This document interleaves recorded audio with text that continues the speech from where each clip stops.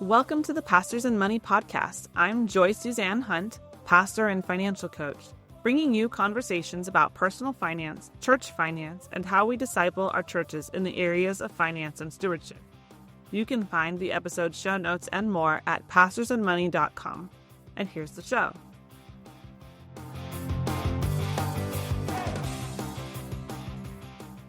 Hi there. Today's episode is part one of my conversation with Pastor Brian Bush about church budgets. We'll cover the basics of creating a healthy church budget and some common pitfalls to avoid. Then in episode 13, we'll cover part two and dive deeper into practical steps for putting your church budget to work. Before we get to the interview, I wanted to share something I've been reflecting on recently. In a recent sermon series at my church, we explored the idea of being salt and light like Jesus talks about in the book of Matthew. And this got me thinking about how our financial stewardship as churches plays a crucial role in fulfilling this calling. When we manage our church finances with wisdom and integrity, we're acting as salt, preserving what's good in our society. We're showing the world that there's a different way to handle money, one that's not driven by greed or by short-term thinking. Instead, we're modeling generosity, careful planning, and prioritizing kingdom values. At the same time, our financial practices can actually be a light in dark places. When we're transparent about our budgets, when we allocate resources to serve our communities, when we prioritize missions and outreach, we're shining a light on God's love and provision. We're demonstrating that the church isn't just about taking people's money, but about stewarding resources for the greater good. So as you listen to today's conversation, I encourage you to think about how your church's budget reflects these principles. Are you being salty in how you steward your resources? Are you letting your light shine through financial transparency and wise planning, and also in where your giving goes as a church? Let's dive in and learn together about how we can better align our budgets with our calling to be salt and light. And now let's get into the interview. Well, our guest today is Pastor Brian Bush. Brian is the proud husband of Terry and the father of three boys, Nick, Matthew, and Michael. And for the past 18 years, he has worked for Dave Ramsey, assisting churches with implementing stewardship programs in their congregations. He loves the church and seeing families' lives changed and dedicated to Jesus Christ. He has also been the senior pastor of Crossroads Church in Antioch, Tennessee since September 19th, 2024, and has been on the staff there for many years before that. He was also previously on the podcast sharing the story of how his church paid off $1.6 million in debt and became debt-free. So you definitely don't want to miss that episode. If you haven't heard from Pastor Brian yet, go back to episode 7 and check it out. But for today's conversation, we're actually going to be talking about church budgets. So Pastor Brian, to get started, you've been with Dave Ramsey's organization for 18 years, working with churches as they're implementing these stewardship programs. How has your perspective on church finances evolved during that time? Well, a lot. You think about church budgets and you're thinking, oh my goodness, this has got to be so much different than like a personal budget. And people get really uptight about how to do that. But when we just break it down, the same principles apply. And that's what really opened my eyes up when I started watching Dave run the business that he has, Ramsey Solutions. The budget that they're doing is just larger, but it's the same principles as doing their family budget. And so when we started to think about how to do church budgets, those same principles apply. And by taking it in smaller bites, it's really pretty easy to manage when you think about it. And so it just gave me more hope. It took a lot of the anxiety away of running church budgets. That's what I love about what I do. When you understand you can do this, you can have a plan, and the plan can work, especially with God's help, then that's really how my perspective has changed. Yeah, that perspective does change everything, doesn't it? Henry Ford says, if you think you can or you think you can't, you're right. You're exactly right. And Proverbs says that too. As a man thinks in his heart, so it shall be. That's right. And if you believe that God's given you this opportunity to lead a church or be a part of the team that leads a church, He's going to give you the resources to be a good steward to that church too, because that's what He's called you to do. And you can do this. So we're not talking like college calculus to get this No, done.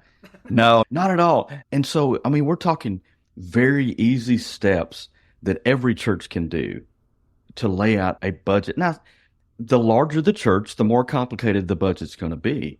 Of course. And it's just like a larger family. The more people you have in your household, the more complicated that budget's going to be. When my kids were little, the food budget was a lot smaller than when they got to be teenagers. So it's the same thing in the church. The bigger it gets, but the principles and the starting points are all the same. So that's the good thing. Yeah. So, in your experience, what are the most common mistakes churches make when it comes to budgeting? I had a feeling you might ask me that, so I took some notes down of some mistakes or pitfalls. One of the things is not having enough margin in their church to actually be able to do ministry. And that's one of the things that I heard Andy Stanley say years ago. If you're going to do ministry, you got to have margin.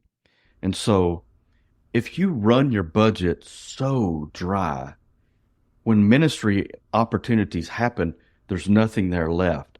So you got to have a plan, and you got to be a good steward. There were times in the Bible that God brought an abundance.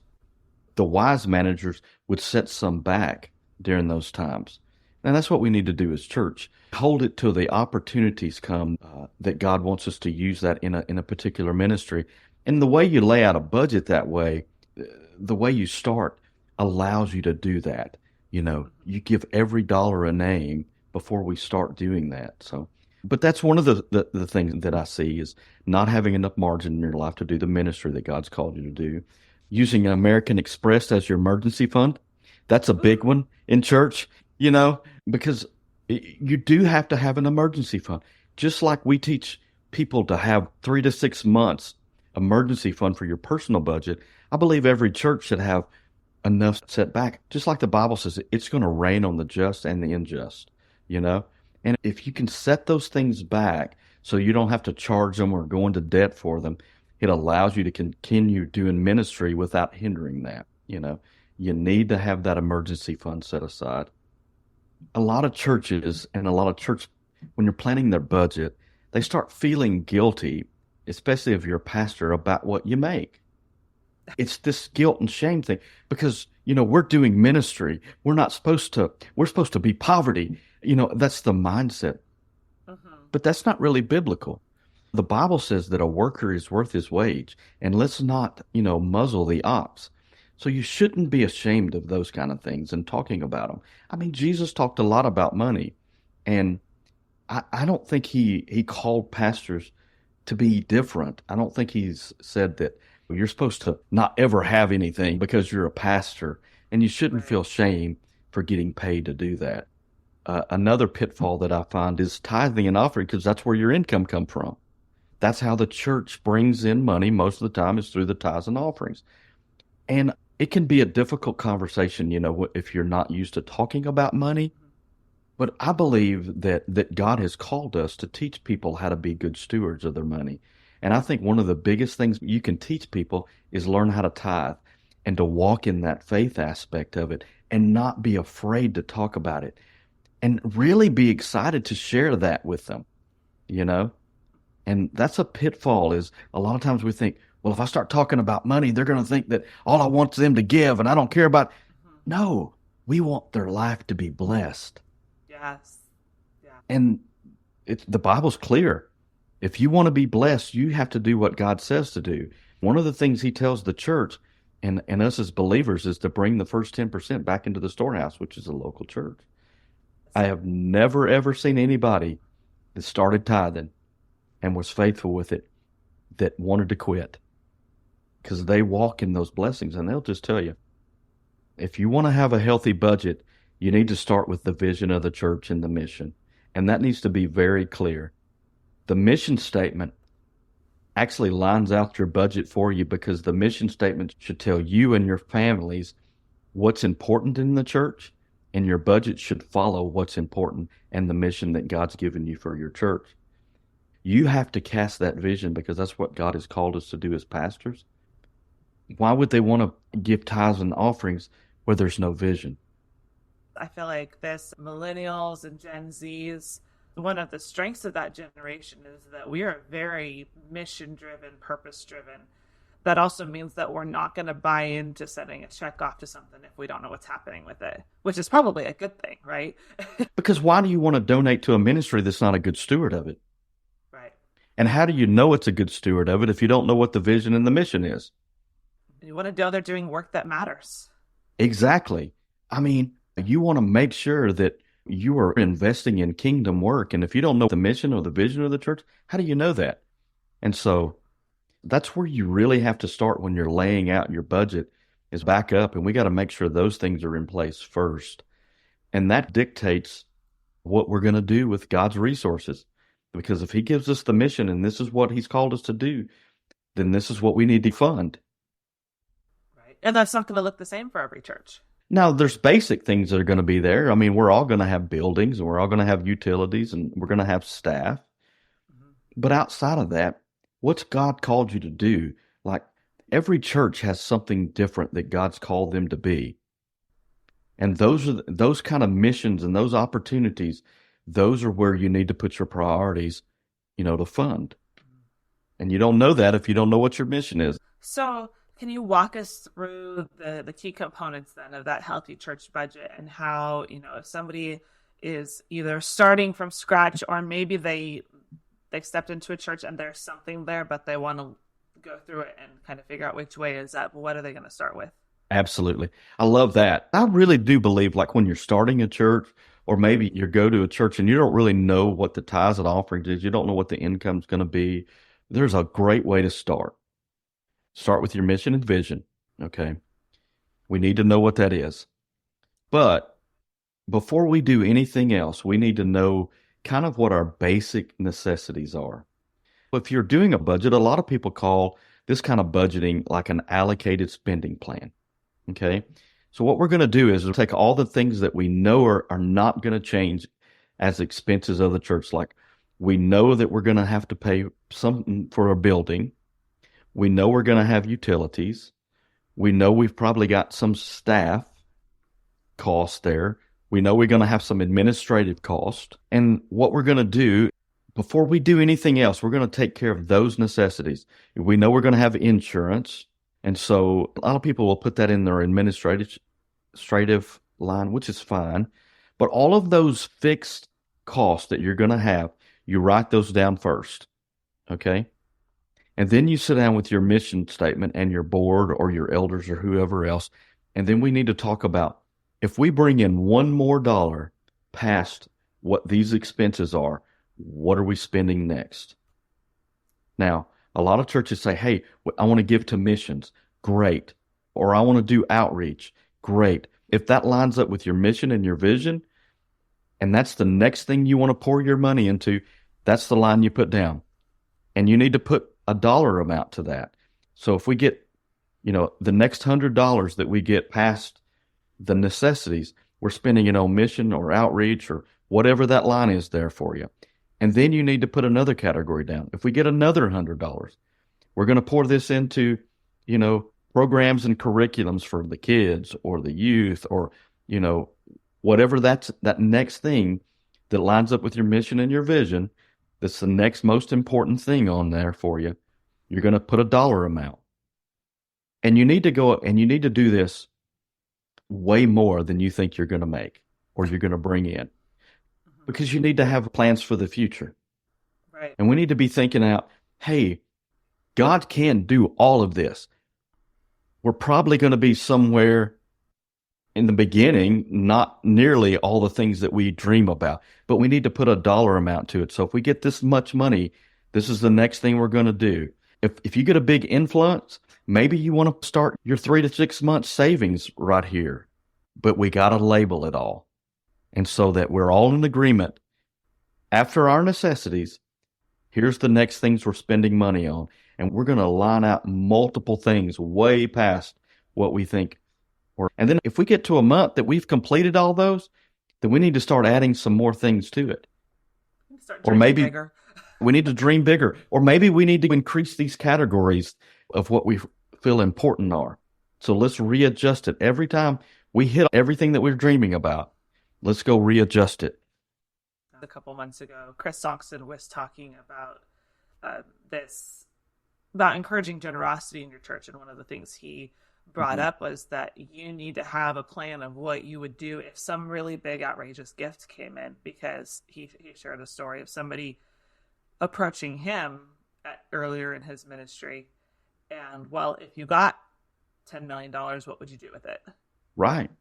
And if you can't answer that, they're not being a good steward if they don't have an answer to that before they write a check to your church. Right. And here's what I believe too. If you can't answer that question, God's probably not going to bless you with a $10 million check. He's not ready for it. Right. You're not. And you need to be prepared for those things. That's why I love doing when you're starting out this kind of budget and really dream big. Really give a dollar amount and a name and a category for all these things that if God just opened the windows of heaven and blessed us beyond what we could think about, what would we do? And when you do that, God will start opening those doors. And if you can share that budget with your congregation and build your vision off of this, God can do some incredible things with it. But most pastors don't share their budget with their congregation. And I believe that's a real important part of people understanding the vision of the church is seeing the budget and not being afraid to do it. You're giving somebody an opportunity to step up and they understand where you're at, you know?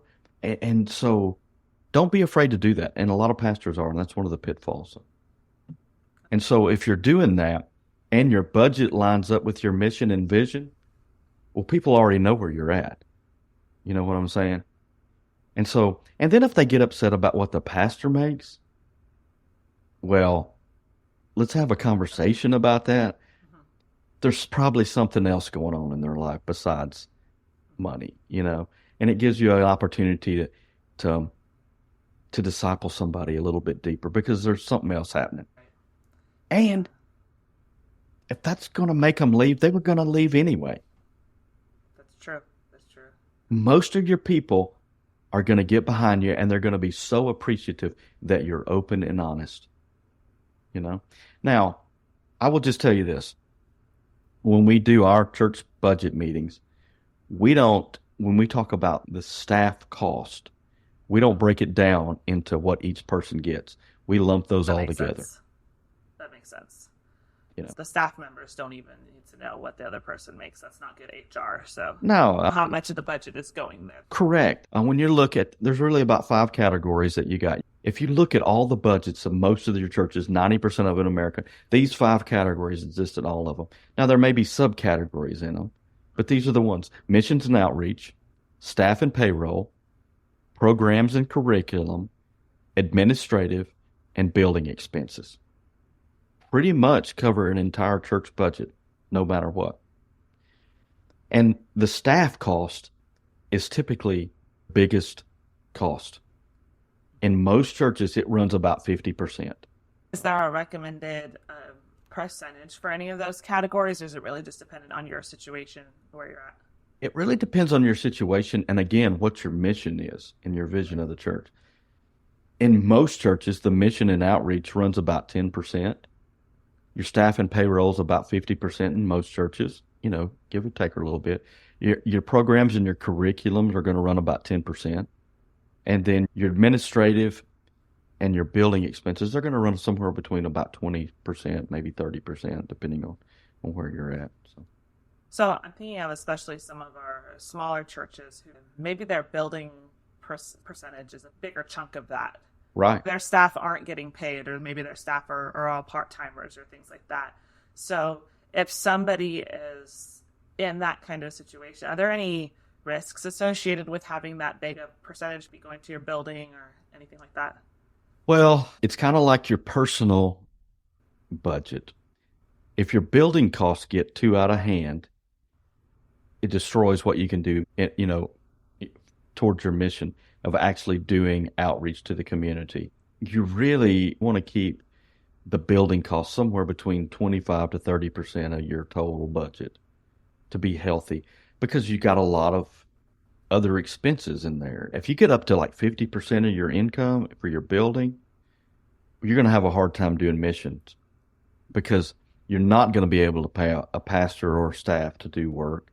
You're not going to have that margin that we talked about in the beginning. If you want to do ministry, you're going to have margin. If your building gets too far out of bounds there, then you're not going to have that margin to be able to go do ministry with. I want to go back to something you just said about you're not going to be able to hire a staff or pay a staff to do work. What's the impact of that? Yeah, so it's massive. I mean, when I read scripture, the priests were always taken care of. God laid out a plan. Part of the plan was the tithe and offerings were to take care of the priest, take care of being able to do ministry. They needed to be focused on doing ministry because it's very difficult. And I know some churches can do this well, but the majority of churches need a staff that can focus on doing ministry daily. People get sick. People need prayer. People need counseling.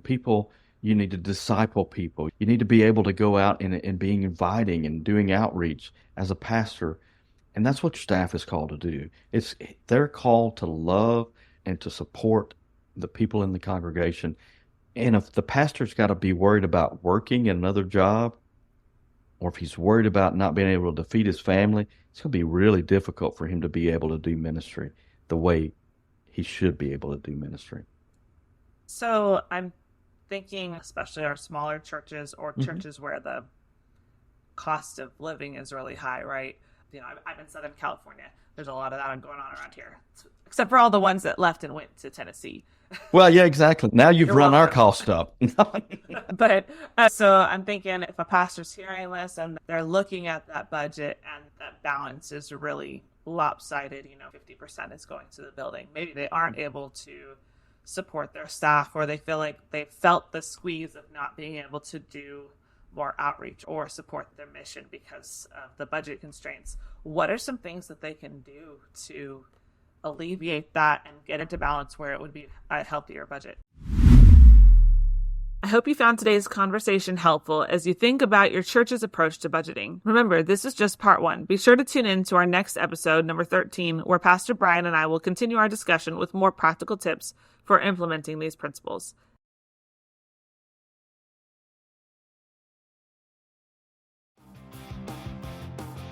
Thank you for listening to today's show. I'd love to know what you think about it. You can leave a comment on the show notes at pastorsandmoney.com/podcast or email me at joy@pastorsandmoney.com. If you enjoyed the show, please subscribe, share, and leave a review. This helps us to get the word out and invite more people into these conversations. If you'd like to connect, you can find me on Instagram or Facebook at Pastors and Money. I can't wait to talk again soon.